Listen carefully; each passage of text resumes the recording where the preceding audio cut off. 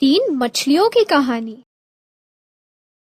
एक समय की बात है, एक तालाब में तीन बड़ी मछलियां रहती थी। उन तीनों मछलियों में आपस में घनिष्ठ मित्रता थी, परंतु इन तीनों में एक अलग ही तरह का कौशल था।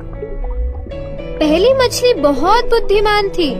वह जो कुछ भी करती थी सोच समझ कर करती थी।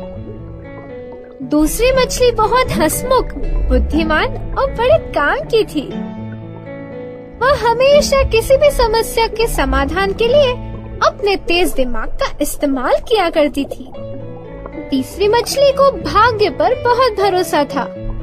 उसका यह विश्वास था कि जो भी होना होता है वह होकर ही रहता है, उसे कोई भी बदल नहीं सकता।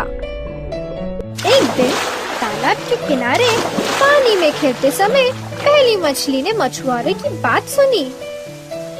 एक मछुआरा दूसरे मछुआरे से बोला, यह तालाब अच्छी मछलियों से भरा हुआ है, कल हम यहाँ मछली पकड़ने आएंगे।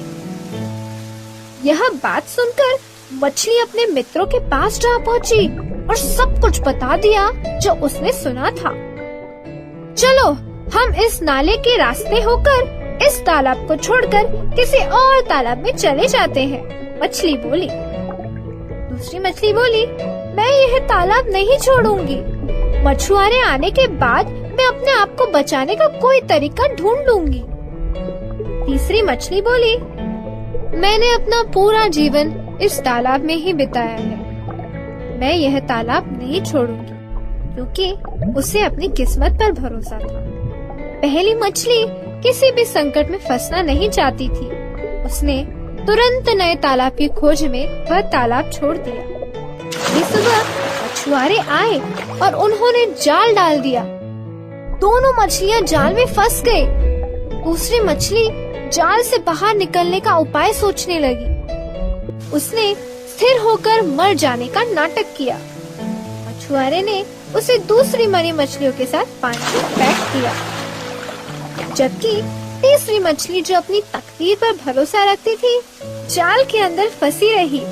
अचानक एक मछुआरा जाल से निकालते समय उसे मार डालता है।